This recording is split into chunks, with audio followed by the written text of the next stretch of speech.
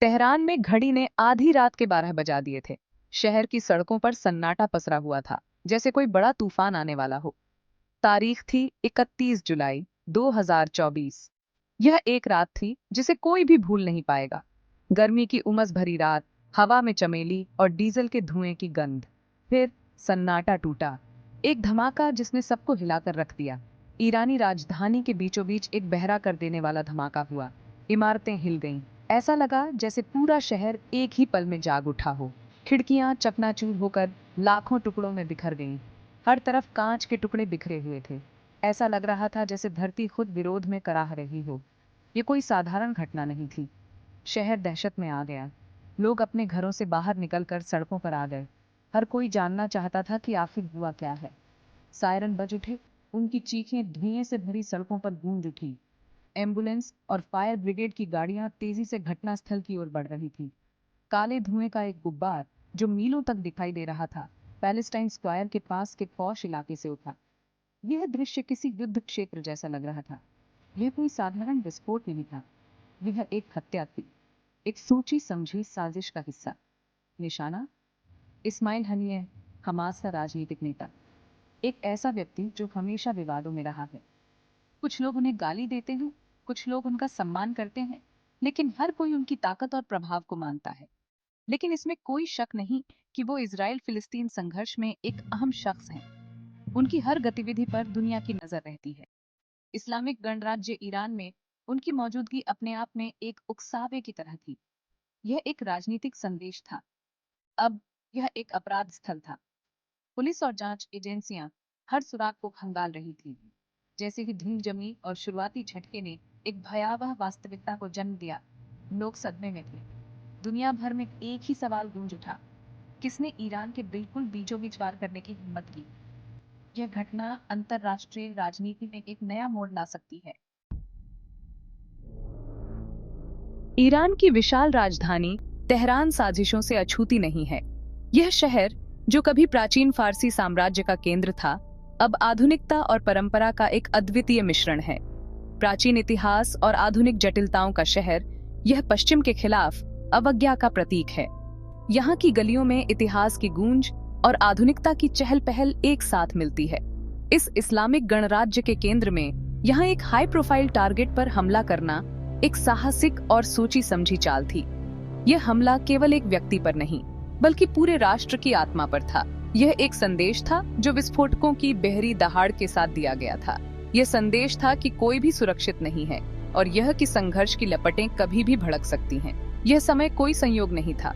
यह एक रणनीतिक चाल थी जो महीनों की योजना और तैयारी का परिणाम थी। मध्य पूर्व में तनाव अपने चरम पर था। हर कोने में संघर्ष की चिंगारियां सुलग रही थीं और हर देश अपने हितों की रक्षा के लिए तैयार था। इजराइल फिलिस्तीनी संघर्ष एक बार फिर भड़क गया था। यह संघर्ष केवल दो देशों के बीच नहीं, बल्कि पूरे क्षेत्र की स्थिरता के लिए खतरा था।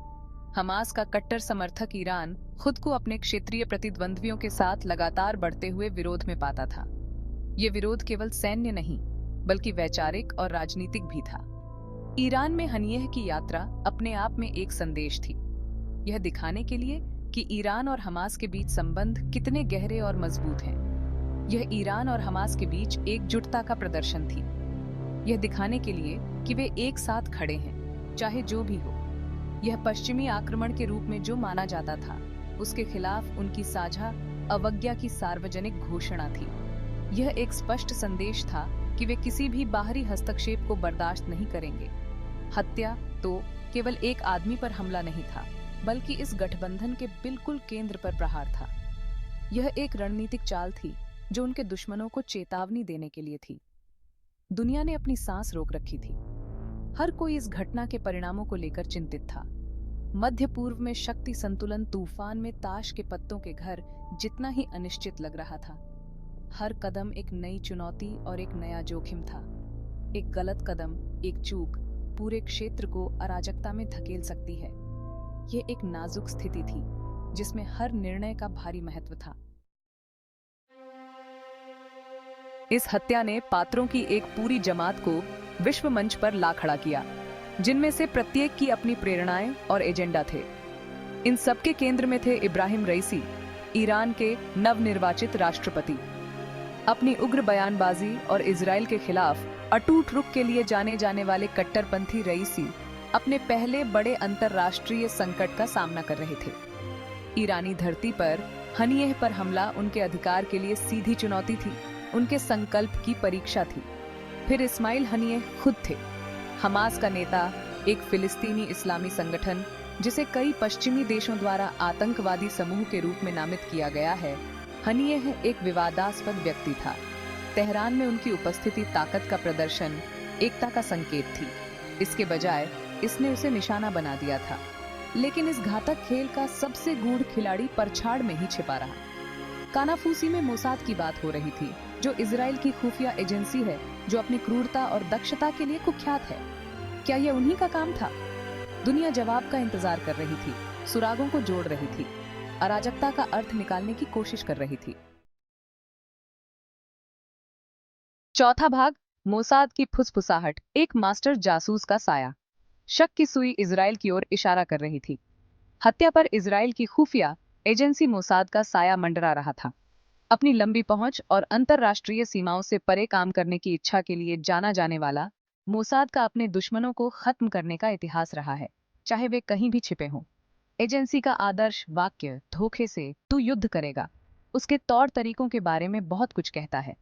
अर्जेंटीना में एडोल्फ एचमैन के अपहरण से लेकर म्यूनिक ओलंपिक नरसंहार के प्रतिशोध में ब्लैक सितंबर के गुर्गों की हत्या तक, मोसाद ने अपनी पहुंच और अपनी क्रूरता को बार बार साबित किया था। तेहरान में हुई हत्या में मोसाद ऑपरेशन की सभी विशेषताएं थीं: सावधानीपूर्वक योजना, सटीक निष्पादन और गोपनीयता का एक ऐसा घूंघट जो अभेद्य लग रहा था। फिर भी इजराइल चुप रहा, न तो पुष्टि की पेशकश की, न ही इनकार किया। खामोशी ही बहरी थी, क्षमता का मौन स्वीकृति। अगर अपराध बोध नहीं तो दुनिया देखती रही, मोहित और भयभीत, जैसे जैसे मोसाद का साया पूरे मध्य पूर्व में फैलता गया, अराजकता और अनिश्चितता का अग्रदूत। पांचवां भाग, एक सोची समझी प्रहार, हनीयह निशाने पर। हनीयह को निशाना क्यों बनाया और तेहरान में क्यों? इसका जवाब भू राजनीति के उलझे हुए जाल और इजराइल और हमास के बीच लंबे समय से चले आ रहे संघर्ष में निहित है। हमास के नेता के रूप में हनीयह फिलिस्तीनी प्रतिरोध का प्रतीक था, इजराइल के लिए एक कांटा था।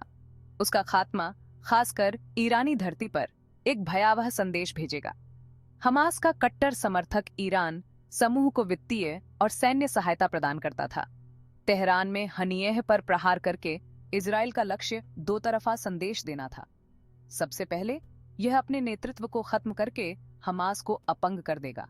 दूसरा, यह ईरान को एक स्पष्ट चेतावनी भेजेगा, ताकत का संदेश और अपने कथित दुश्मनों के खिलाफ निर्णायक रूप से कार्य करने की इजराइल की इच्छा का प्रदर्शन होगा। हत्या एक उच्च दांव वाला जुआ था, एक परिकलित जोखिम जिसे क्षेत्र में शक्ति संतुलन को बाधित करने के लिए डिजाइन किया गया था। यह एक ऐसा कदम था जो या तो आगे बढ़ने से रोक सकता था या प्रतिशोध की आग को भड़का सकता था। छठा भाग, अतीत के ऑपरेशन के भूत, मोसाद की घातक विरासत। मोसाद, इजराइल की राष्ट्रीय खुफिया एजेंसी, अपने साहसी अभियानों और विवादास्पद हत्याओं के लिए जानी जाती है। यह एजेंसी, जो अपने दुश्मनों के दिलों में डर पैदा करती है, ने कई बार अंतर्राष्ट्रीय सुर्खियों में जगह बनाई है। मोसाद का इतिहास साहसी अभियानों और विवादास्पद हत्याओं से अटा पड़ा है। इसके ऑपरेशन अक्सर गुप्त और जटिल होते हैं, जिनमें उच्च स्तर की योजना और निष्पादन की आवश्यकता होती है। एजेंसी ने कई बार अपने दुश्मनों को चौंकाया है और इसके कई ऑपरेशन आज भी रहस्य बने हुए हैं। एजेंसी गोपनीयता में डूबी हुई है और अक्सर अंतर्राष्ट्रीय कानून की सीमा के बाहर काम कर रही है। लंबे समय से आकर्षण और भय दोनों का स्रोत रही है। इसके एजेंट गुप्त बैठकों में भाग लेते हैं और कई बार अंतर्राष्ट्रीय कानूनों का उल्लंघन करते हुए अपने मिशनों को अंजाम देते हैं। यह एजेंसी अपने लक्ष्यों को प्राप्त करने के लिए किसी भी हद तक जा सकती है। तेहरान में हत्या अगर वास्तव में मोसाद द्वारा की गई थी, तो यह एक लंबे और खूनी गाथा का नवीनतम अध्याय होगा। यह घटना मोसाद की क्षमताओं और उसकी क्रूर दक्षता का एक और उदाहरण है। तेहरान की सड़कों पर हुई यह हत्या अगर मोसाद का काम है, तो यह एजेंसी की अटूट प्रतिबद्धता को दर्शाती है। 2010 में दुबई में हमास के एक वरिष्ठ कमांडर महमूद अल मबूह की हत्या पर किसी को केवल पीछे मुड़कर देखने की जरूरत है। यह ऑपरेशन मोसाद की दुस्साहस और सावधानीपूर्वक योजना की विशेषता को दर्शाता है। दुबई के इस हाई प्रोफाइल ऑपरेशन ने दुनिया भर में हलचल मचा दी थी। ऑपरेशन, जो अपनी दुस्साहस और सावधानीपूर्वक योजना की विशेषता है, में जाली पासपोर्ट और विस्तृत भेस का उपयोग करने वाले एजेंटों की एक टीम शामिल थी। एजेंटों ने विभिन्न देशों के पासपोर्ट का उपयोग किया और अपने भेस के माध्यम से सुरक्षा को चकमा दिया। यह ऑपरेशन मोसाद की योजना और निष्पादन की क्षमता का एक उत्कृष्ट उदाहरण है। इस घटना ने एक राजनयिक हंगामे का कारण बना, जिसमें कई देशों ने इजरायली राजनयिकों को निष्कासित कर दिया जब यह पता चला कि उनके पासपोर्ट का इस्तेमाल ऑपरेशन में किया गया था। इस घटना ने अंतर्राष्ट्रीय स्तर पर राजनयिक तनाव को बढ़ा दिया और कई देशों के साथ इजरायल के संबंधों को प्रभावित किया। आलोचना और असफलताओं का सामना करने के बावजूद मोसाद ने अपने दुश्मनों के दिलों में डर पैदा करते हुए प्रभावशीलता के लिए अपनी प्रतिष्ठा को लगातार बनाए रखा है। एजेंसी के प्रशिक्षण और ऑपरेशन की गुणवत्ता ने इसे दुनिया की सबसे प्रभावी खुफिया एजेंसियों में से एक बना दिया है। इसके एजेंटों की कठोर प्रशिक्षण और उनकी मिशन को पूरा करने की क्षमता ने मोसाद को एक अद्वितीय स्थान दिलाया है। जोखिम लेने, परछाई में काम करने और अपने लक्ष्यों को क्रूर दक्षता के साथ खत्म करने की एजेंसी की इच्छा ने इसे दुनिया की सबसे खूंखार खुफिया एजेंसियों में से एक बना दिया है। मोसाद के एजेंट अक्सर छाया में काम करते हैं और उनके ऑपरेशन की गुप्तता और क्रूरता ने उन्हें एक डरावनी प्रतिष्ठा दिलाई है। तेहरान में हत्या अगर वास्तव में एक मोसाद ऑपरेशन था, तो एजेंसी की क्षमताओं और इजरायल के हितों की रक्षा के लिए उसकी अटूट प्रतिबद्धता की एक भयावह याद दिलाता है, चाहे उसकी कोई भी कीमत क्यों न हो। यह घटना मोसाद की अडिग प्रतिबद्धता और उसकी क्रूर दक्षता का एक और उदाहरण है। इजरायल के हितों की रक्षा के लिए मोसाद किसी भी हद तक जा सकती है, और यह घटना इसका एक स्पष्ट प्रमाण है।